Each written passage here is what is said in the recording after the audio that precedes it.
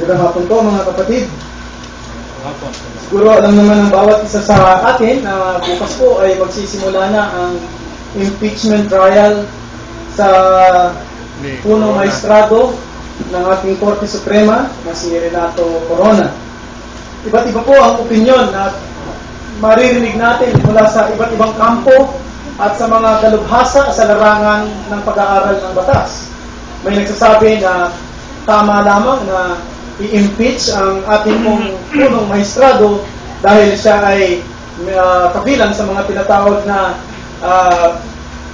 midnight appointee ng ating pong dating Pangulong Gloria Macapagal Arroyo, at maaaring maging sagabal siya sa mga panukala o maging sa mga kaso na ihahain laban sa dating Pangulo sa mga desisyon na gagawin niya sa ating Korte Suprema at marami pang ibang bagay.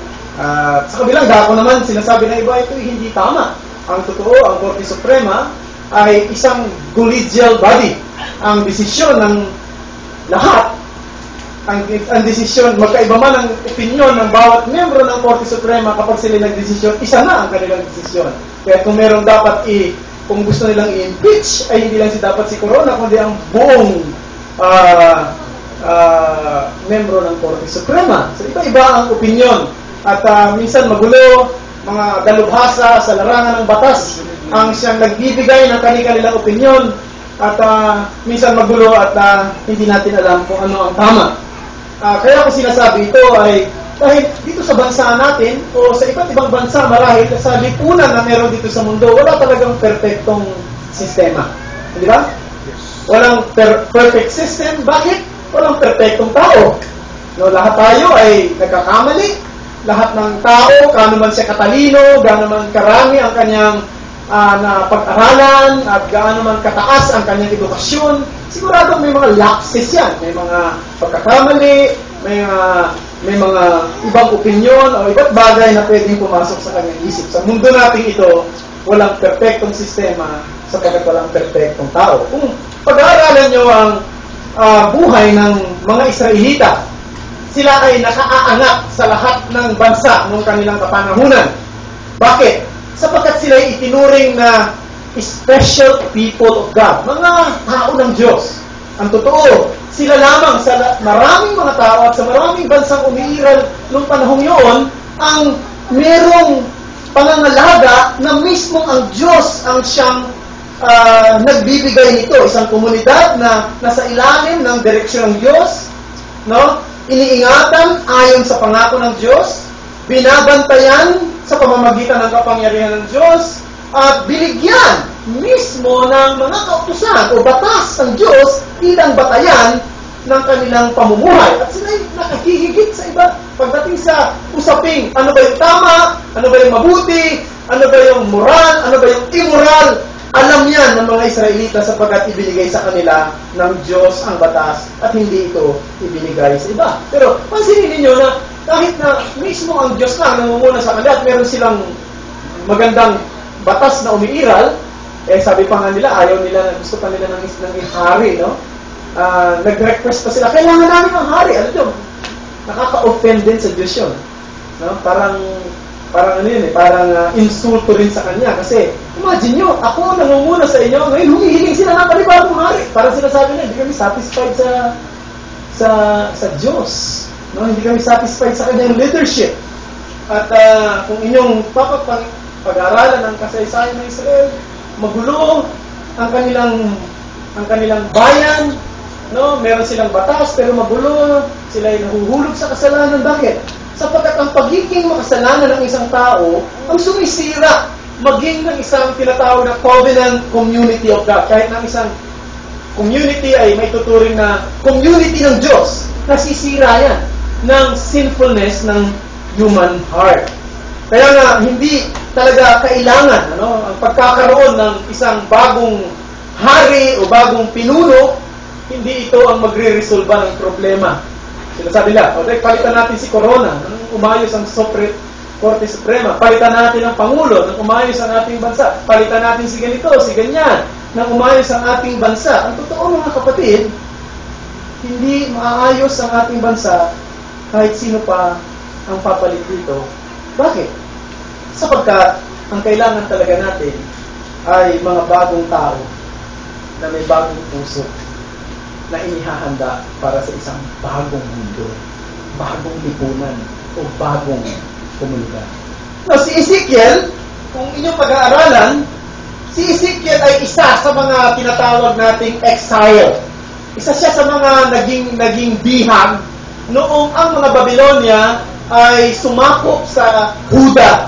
Isa si Ezekiel, batang-bata pa siya noon, na nadalang bihag at naipatapon sa Babylonia. So, halos sa maraming panahon ng kanyang buhay, doon na siya tumira sa lugar ng Babylonia. At dahil doon, ay maliit ang kanyang pananaw sa abilidad ng tao na mag-produce ng isang bago at maayos na lipunan.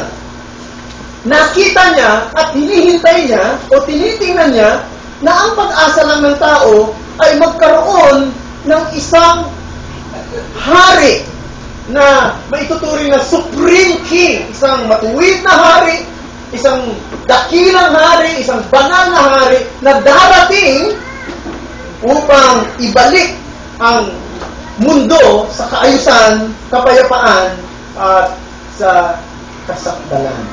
At alam niyo na kung sino yung hari na yan. Ang hari na tinutukoy kay walang iba, kundi ang ating Panginoon sa Kristo. Pinakita rin ng Panginoon kay Ezekiel ang pangangailangan ng isang bagong tao, new people, na titira sa mundong ito, na magiging bahagi ng isang bagong komunidad, bagong lipunan. No? At dito, yan ang ating binasa sa buong chapter 37. Sinasabi niya rito sa chapter 37, yan ang bubuo. Pero, sino yung mga tao niya? Dapat sila yung mga bagong, meron silang bagong puso. At kung saglit lang natin babalikan sa chapter 36, dito sinimulan niyang usapin na yan. Sa chapter 36, verse 26, sinabi rito ni Ezekiel, verse 26, bibigyan ko kayo, no, ng bagong puso, lalagyan ko kayo ng bagong espiritu sa loob ninyo, aking aalisin ang isang batong puso sa inyong laman, at aking bibigyan kayo ng isang pusong laman. So dito ay mayroong binubuong community ang Diyos. Hindi ito mga community ng mga matatalino, hindi ito community ng mga puti o itim, no? Ng mga professional, kundi ito isang community na ang Diyos mismo ang siyang nagtatag, at ang mga miyembro rito ay mga taong merong bagong puso. Mga dati ay pusong bato, ngayon ay ginawang pusong laman. At sa isang symbolic way, o tinatawag natin sa isang sagisag na paraan, ay ipinakita niya rito sa binasa natin ang isang modelo. Alam niya, sa lumang tipan pa lang, ipinakita niya na isang modelo ng isang bagong lipunan na magsisilbing modelo sa isang makasalanang mundo na inihahanda para sa isang bagong mundo na darating. No? Now, nais kong ibahagi sa inyo dito ang tatlong bagay. Una, the prelude to the new society. Ang pasimula ng isang bagong komunidad o bagong lipunan. First, makita natin dito the picture of man's total inability. Pansinin niyo doon sa binasa natin. Diba? Si Ezekiel dito ay dinala daw ng Espiritu ng Panginoon sa isang lugar. Anong lugar na yun? Sementeryo. Diba? Ang kamay ng Panginoon ay sumakin at kanyang dinala ko sa pamamagitan ng Espiritu ng Panginoon. Inilagay ko sa gitna ng libis. Iyon ay puno ng mga buto. So, anong lugar na yan? Lugar ng mga patay. Diba? Lugar ng mga patay. And it is observable na itong mga patay na ito, mga buto, matagal na nandoon. They were around for a long time. Sabi kasi, tuyok na eh. Yung kanilang mga buto. So, ano ibig sabihin niya? Ibig sabihin, si Ezekiel, nakita niya sa isang symbolic way, sa isang simbolong paraan, ang mga tao na buhay pero patay. Na maaari ito'y tumutukoy sa bayan ng Israel. Suppose na ang bayan ng Israel ay community ng Diyos, no? Komunidad ng Diyos. Pero sila ay naligaw ng landas. Tulad din ng karamihan sa atin. Tayo ay mga ligaw. No? Natupa. Tayo ay mga tao na maituturing na tulad ng karamihan, walang naiintindihan, walang alam, walang naunawaan. At kahit na nga minsan nakikinig ka ng salita ng Diyos, kung hindi dumating sa iyo ang unawa, wala rin mangyayari. Binanggit kanina ni Matt ang isang kwento patungkol sa kanyang naging kaibigan na matagal lang nakakapakinig ng salita ng Diyos mula ng kanyang pagkabata. No? Siya'y ligaw, bulag, walang naiintindihan hanggang sa dumating sa edad na 18, nakapakinig siya ng isang pangangaral sa isang university at biglang nagliwanag ang lahat. Biglang nakita niya ang kahulugan, ang kabuluhan ng mensaheng ito sa kanyang buhay. Di ba? So, ganyan din tayo lahat. Kung hindi tayo hinirang ng Panginoon, ayon sa kanyang kalooban, tayo tulad din ng karamihan, mga makasalanang patay dahil sa kanilang pagsalangsang.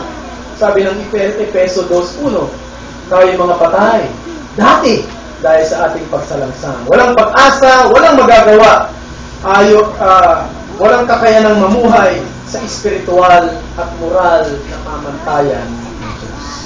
Yan ang unang makikita natin, the picture of man's total inability. Pangalawa, the picture of intellectual honesty or humility. Saan natin makikita yan?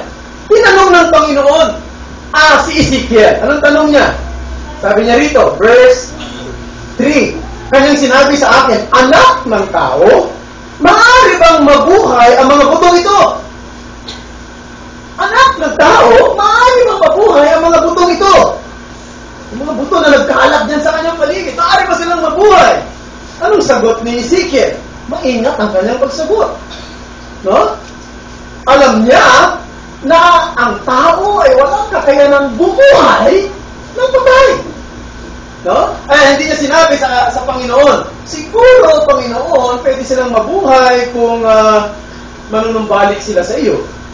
Siguro pwede silang mabuhay kung may mga propeta na mangangaral sa kanila at marirealize nila yung kanilang mga pagkakamali. Tulad ni David siguro na na-realize ang pagkakamali nung dumating si Nathan. Siguro, Panginoon, mabubuhay sila kung pagpapalain mo sila, pasasaganahin mo ang buhay nila, at doon, makikita nila, ayan ang kamay ng Diyos, nagpapala.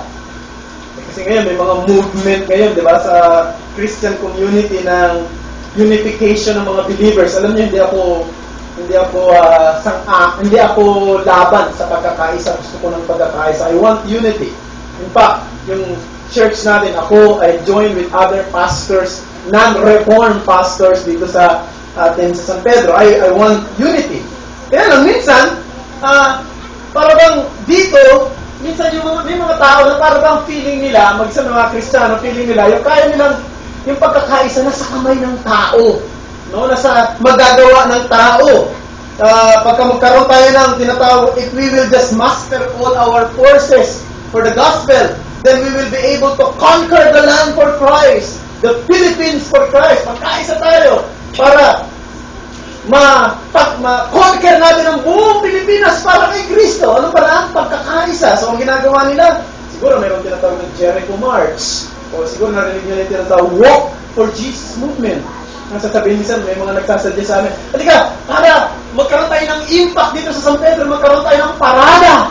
Pakita natin sa buong San Pedro, sa mga, na marami tayo, at nakita nila na tayo ay nagkakaisa.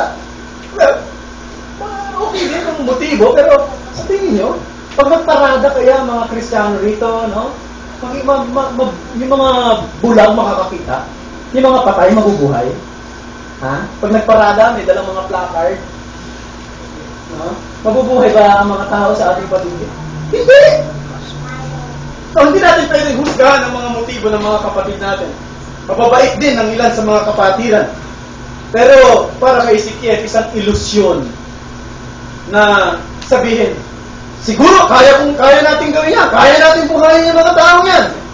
Kaya ano sabi niya sa verse 3? Oh Lord, God, You only know! Ikaw lang ang nakakaalam, Panginoon!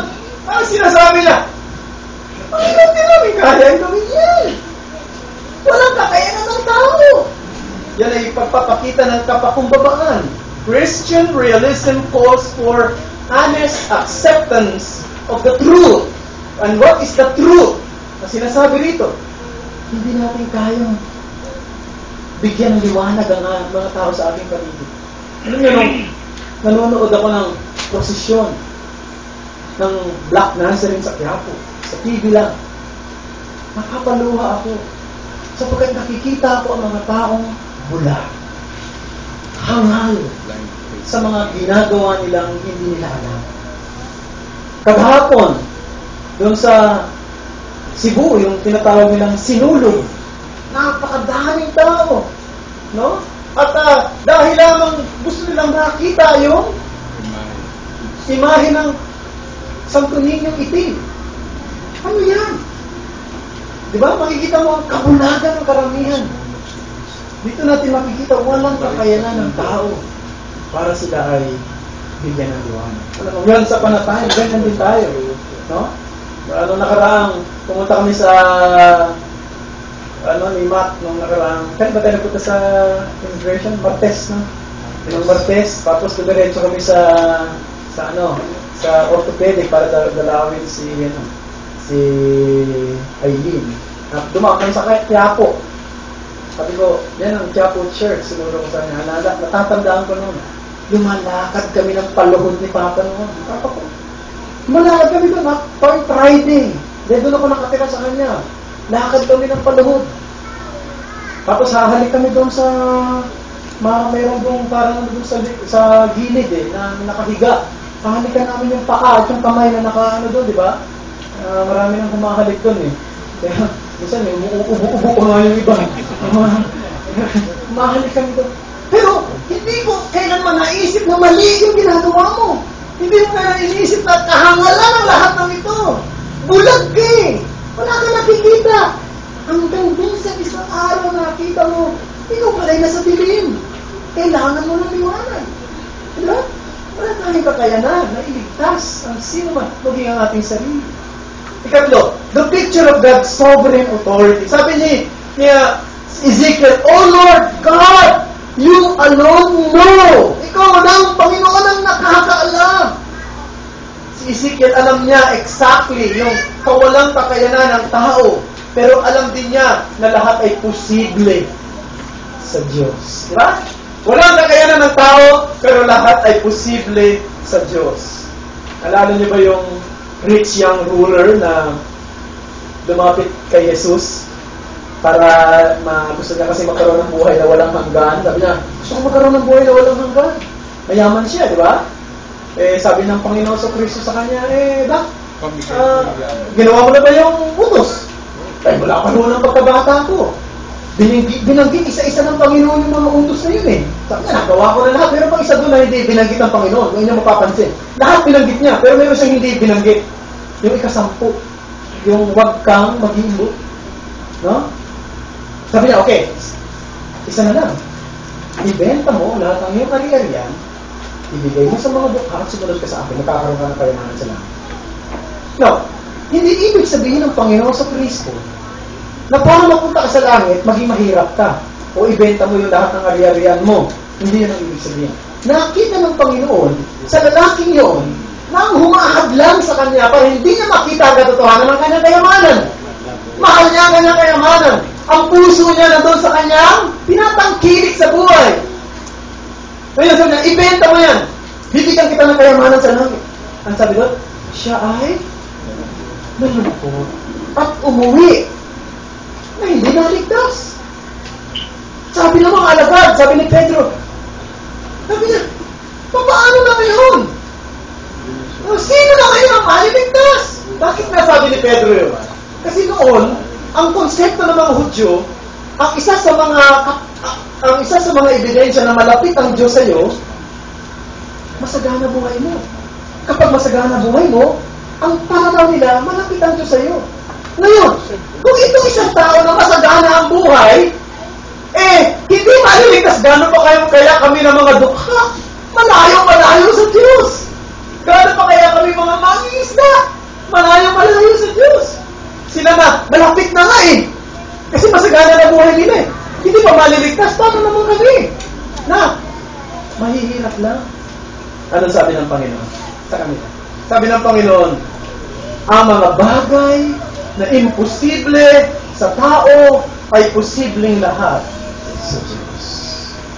Yan ang dapat natin tandaan.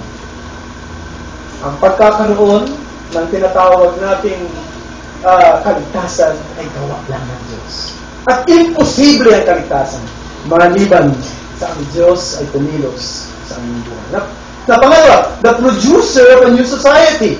Kung ang tao ay patay, di ba? Hindi niya kayang tulungan ang kanyang sarili. So, dito makikita natin ang Panginoon ay kinausap niya si Ezekiel, no? At meron siyang sinabi na intensyon niyang gawin, no? He was going to make breath and to enter into their bones. Gagawin niya na yung kanyang hininga ay papasok sa kanilang mga buto at magkakaroon sila ng buhay. Diba? Mapapansin niyo yan. Diba? Dito sa verse 7, sa gayo'y nagsalita ako ng propesiya habang may nagsasalita, diba? Nagkaroon ng ingay, narinig ko ang isang lagutukan. Ang mga buto ay nagkalapit-lapit, buto sa buto nito, habang ako'y isipin, mga buto diba? Hanggang sa nagkaroon sila ng buhay. No? Anong punto? The initiative and the action lay with God. Ang initiative, ang pagkilos ay galing lang sa Diyos. Ang pagbibigay ng buhay, galing lang sa Diyos. Ang patay, mabubuhay, ang Diyos ang gagawa. Ang Diyos ang magbibigay ng initiative, ang dagat siya ang kikilos. Pero, gumagamit minsan ng instrumento. Ginagamit niya minsan ang tao bilang instrumento. Kaya nga, si Ezekiel dito ay kinakailangan mag-prophesy. Yung salitang prophesy dito, ang ibig sabihin nito ay mangaral. No? Mangaral. Sa mga buto.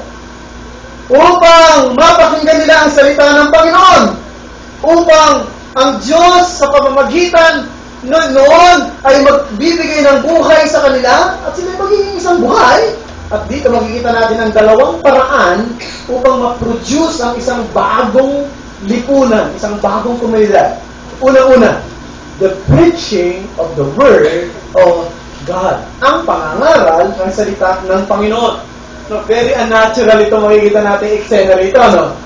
Kasi imagine mo, nagpipreach ka sa mga buto.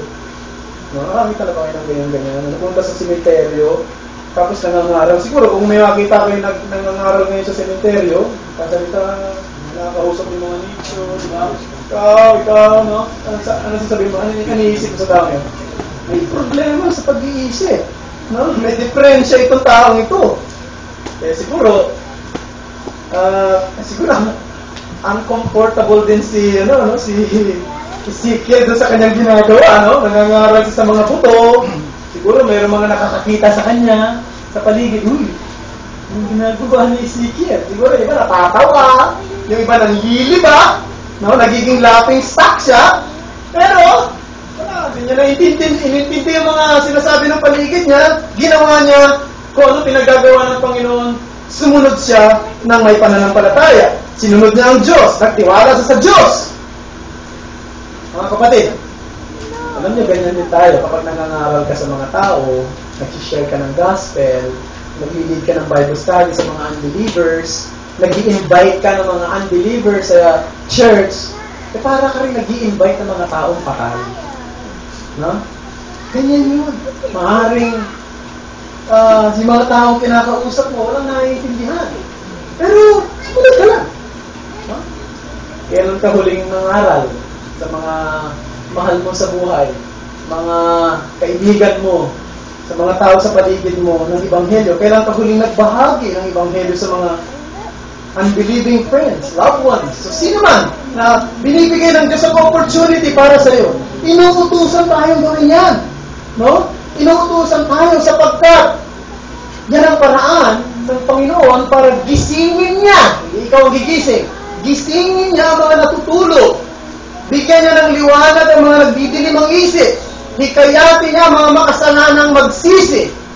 At kung iniisip mo na yung pangangaral ng salita ng Diyos, yung pagbabahagi ng salita ng Diyos ay isang kahangalan. Kaya ano, pakinggan mo sinabi ni Pablo. 1 Corinthians chapter 1 verse 21. Sa ikalawang bahagi ng verse 21. Sabi dito, at kinalugdan ng Diyos na iligtas ang mga nagsisisampalataya sa pamamagitan ng kahangalan ng pangangaral. Paano daw niligtas ng Diyos sa mga taong makasalanan na manampalataya? Sa pamamagitan ng kahangalan ng pangangaral. Right? Kahangalan ng pangangaral. Pero doon sa pangangaral na yan, na itinuturing ng iba na kahangalan, nagliligtas ang Diyos. No? Kaya huwag niyong maliitin yan. O maaaring, marami ka na nasyaran, walang nangyari, huwag kang tumigil. Kasi mga buto yan eh. Mga patay eh. Paano sila makakaunawa? Malay mo, minsan isang araw, doon sa pinabahaginan mo, sa kinukumbinsi mo, sa sinasyaran mo, sa pinangangaralan mo, biglang isa doon ay mabuhay. Di ba? Ang Diyos ang nagbibigay ng buhay. Na pangalawa, the regenerating power of the Spirit of God. Sa verses 9 to 10, tingnan natin. Yes. Nang magkagayoy, sinabi niya sa akin, anak ng tao, magsalita ka ng propesiya sa hininga. At sabihin mo, sa hininga, ganito ang sabi ng Panginoong Diyos, manggaling ang apat na hangin, o hininga, hingahan mo ang mga batay na ito, upang sila'y mabuhay. Sa gayoy, nagsalita ako ng propesiya, gaya ng iniutos niya sa akin, at ang hininga ay pumasok sa kanila, at sila'y nabuhay, at tumayo sa kanilang mga paa, na isang napakalaking kubo. No? Ito isang larawan uli ng pag-angaral sa pagkilos ng Espiritu Santo. Preaching without the Spirit of God, God's working is in vain. Kung walang pagkilos ang Diyos, kahit na ikaw magaling mangaral, walang mangyayari. Di ba? Walang mangyayari. Ang Espiritu ng Diyos ang kumikilos sa kaluluwa ng isang tao, sa kaibuturan ng puso ng isang tao, ang Espiritu ng Diyos. Kaya huwag mong isipin, ang galing siguro niya, no? Kaya siya, pinakikinggan naman. Siguro, dapat ganito ang technique. Di ba? Wala yan sa technique. Eh, sa panahon natin yan, sinusukat ang success ng evangelism sa response. Yung tugon. Gusto natin tumugon ng mga tao. Manampalataya sila kay Jesus. Pero nais mong sabihin, yung kakayanang tumugon, wala yan sa iyo. Sa Espiritu lang ng Panginoon yan. Ang trabaho mo, mangaral lang. Magturo, mangaral, magbahagi, no? Magpakita ng halimbawa. Yan ang trabaho mo. Pero, yung pag-response nila, wala yan sa iyo. Minsan, ang ginagawa ng iba, na ibang nangangaral sa panahon natin ngayon, eh pati yung response gusto nila gawing trabaho nila. Kaya anong ginagawa ng iba? Eh, pinipilit na patanggapin yung isang tao kay Kristo, di ba? Minsan, makakarinig ka, may mga nangangaral na ang gagawin nila para mapagalaw nila yung emosyon, di ba? Meron mga magagandang musika na mga makabagbag damdamin habang tumutunog ang piano. So, habang naririnig mo ang tunog ng organ, ikaw ay humakbang ng hakbang ng pananampalataya at nais kong tiyakin sa iyo. Pag humakbang ka ng hakbang ng pananampalataya, hindi ka na magiging tulad ng dati. Ibang mga magagandang pananalita na para mapahakbang mo sila. O kaya naman, kinakailangan gumawa ka ng mga gimmick para mapataas mo yung kanilang kamay, para mapatanggap mo sila kay Kristo. Gusto mo kasi yung response, maging trabaho mo rin. Alam nyo, sa history, noong panahon ng mga Espanyol dito sa bansa natin, yung during the Spanish Inquisition, yung mga priest noon, yung mga pare, paniwala kasi nila na ang kaluluwa daw ng mga hindi nanampalataya sa pananampalataya ng mga Katoliko, ito tawag na Catholic faith. Kung hindi maniniwala ang mga tao sa pananampalataya ng Catholic faith, sila ay mapapahamak. Sila ay pupunta ng impyerno. Alam mo ginawa nila? Tino-torture nila yung mga Pilipino. Para lang kumbinsihin silang yakapin ang kanilang pananampalataya. Tutorturin, sasaktan. Para lang, para bang merong parang kilos binabae, no? Anong gagawin ng mga tatay? Nilulublob sa di ba? Sa planggana. O, no? Babae ko, babae! Diba yung nagawa ng iba? Tinutorture para lang paaminin na, babae na lang eh! Nasabi na, Babae. Babae lang eh. Babae. Mas tatagalan pa eh. Babae na, tatagalan pa talagang hindi na halos ano. Pagkatapos, lalaki ka na, ano? Serena na siya ngayon. Hindi na siya sa tagal, yung mga palabas yan, napanood niya na yan sa TV. Okay, anong ibig ko na sabihin? Wala yan sa atin, mga kapatid. Huwag nating kuhanin ang trabaho ng Espiritu Santo. Ang pagbibigay ng liwanag sa Espiritu Santo, no? Kasi alam niyo, pagka pinilit natin yung tao na patanggapin sa isang bagay na hindi niya nauunawaan, ano nangyayari? Meron siyang tugon, pero wala siyang karanasan. Isang tao na, anong resulta niyan? Isang tao na maaaring akala mo tupa, pero sa totoo, kambing pala. O akala niya sa sarili niya, mananampalataya siya. Pakiramdam niya, pero hindi sa harapan ng Diyos. Ang isang tao na totoong nakaranas ng pagkilos ng Espiritu sa kanyang puso, sa kanyang isip, tandaan niyo itong maigi, ay merong bunga ng katuwiran. Merong bunga ng kabanalan. At siya'y magpapatuloy hanggang katapusan. Hindi siya titigil.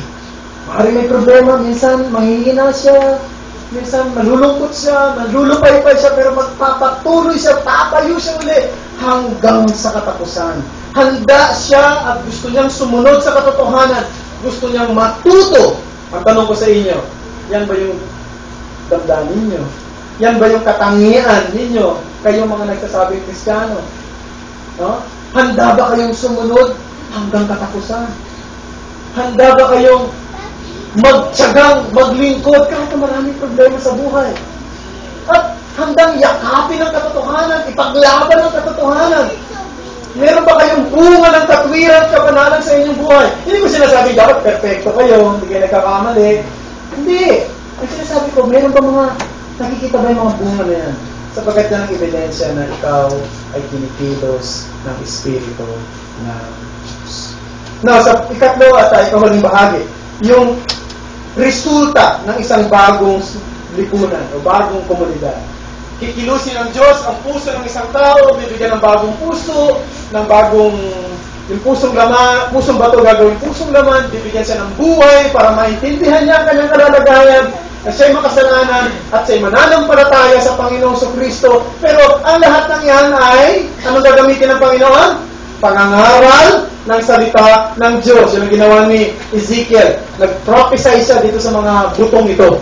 No? Nag-prophesy siya hanggang sa sila nagkaroon ng buhay. Ano ang resulta? Bagong a new unity. Verse 22. Tingnan niyo verse 22. Sabi sa verse 22. Gagawin ko silang isang bansa sa lupain sa mga bundok ng Israel at isang hari ang maghahari sa kanilang lahat. Hindi na sila magiging dalawang bansa at hindi na may hahati pa ang dalawang kaharian. Verse 24. At ang aking lingkod na si David ay magiging hari nila.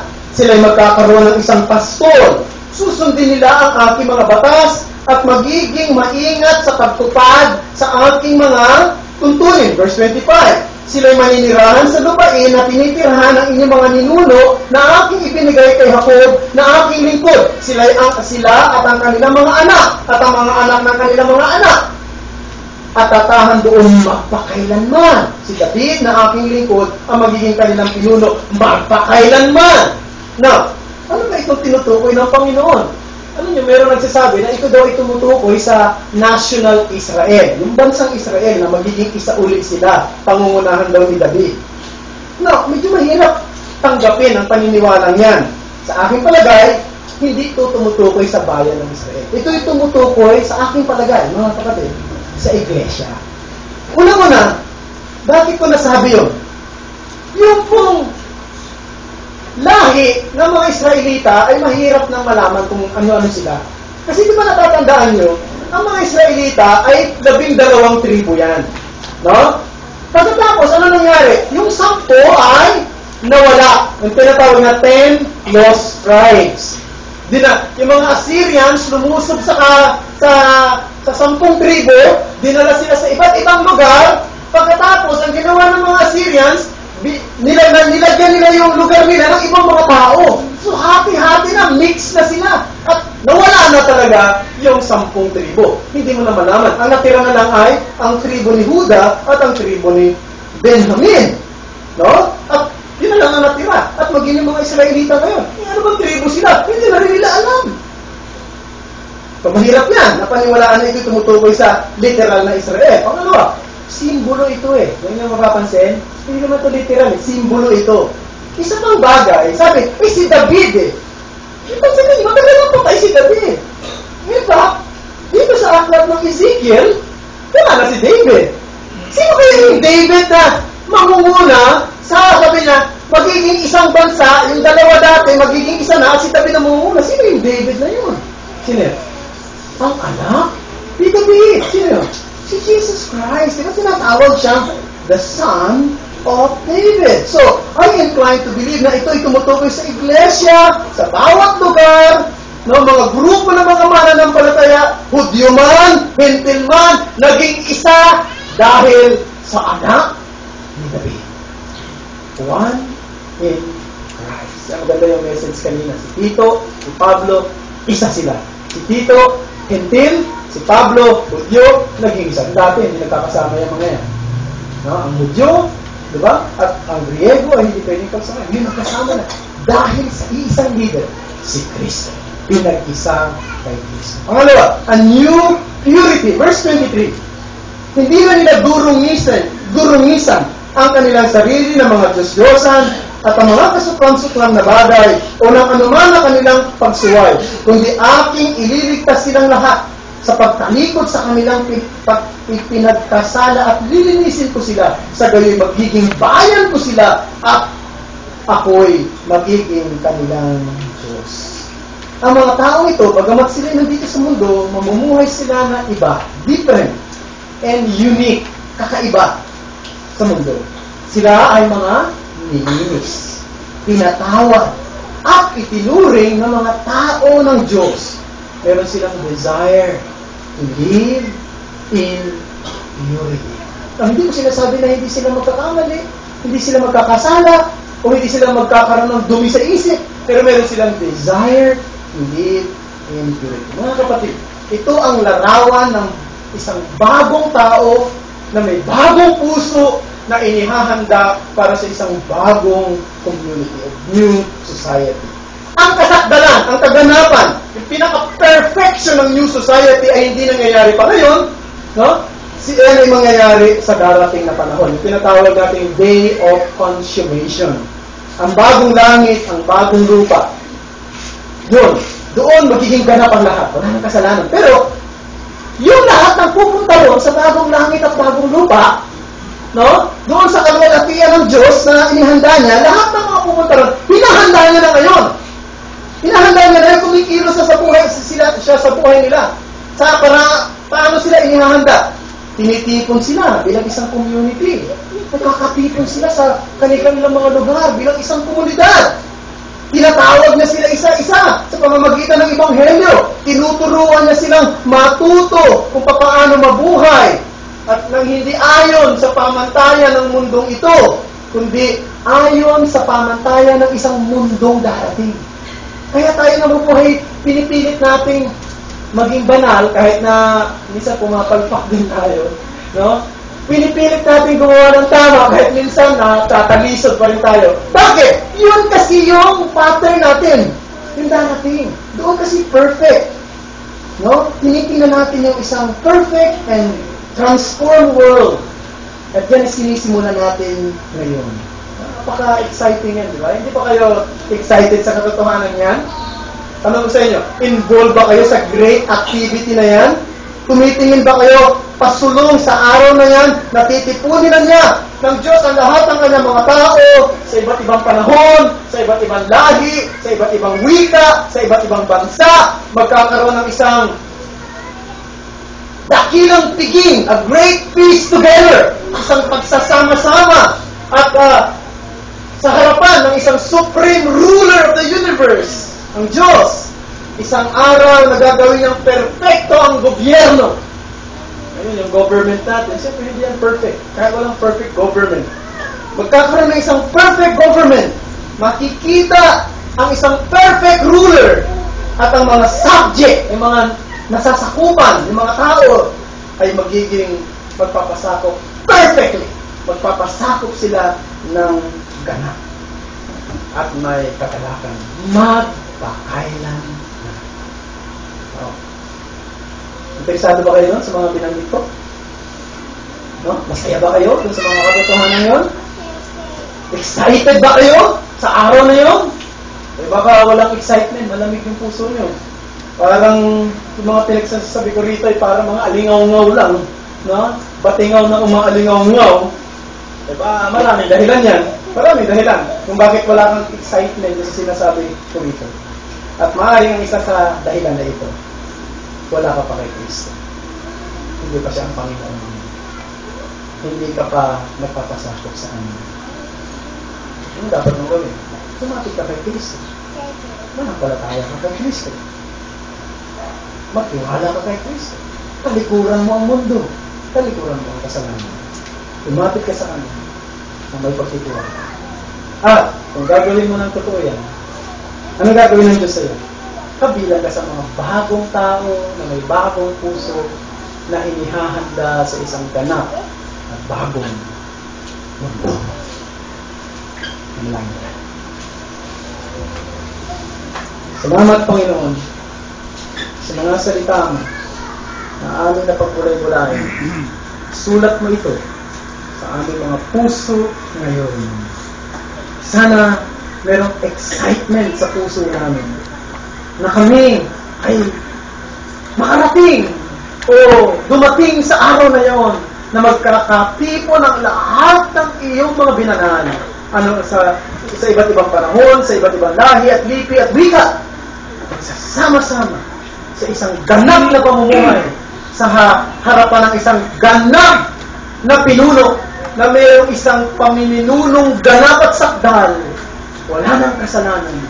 Lahat ay bawang sakdal, perpekto, at ginaganap ng may kasiyahan ng lahat ng iyong kabataan. Pero, bago dumating ang araw na yun, dapat ihanda na namin ang aming sarili ngayon. At isa sa paraan ay mapabilang kami sa iyong kawan dito. Isang komunidad na nagpupuri, sumasamba, naglilingkod, nagtutulungan, nagmamahalan, nagkakaisa para sa iyong kalwalhatian at para sa iyong ebanghelyo. Tulungan mo rin kami magkaroon ng desire to preach, to share, to teach your gospel. Yung pong salita mo, yung ebanghelyo mo sa mga hindi pa mananampalataya upang sila rin naman ay mapabilang sa iyong bagong society. Maraming pong salamat. Pagpapalain niyo rin po ang aming pananalangin para sa mga itinilagang deacons sa aming iglesia. Ito ang aming dalangin sa ngalan ng Jesus. Amen.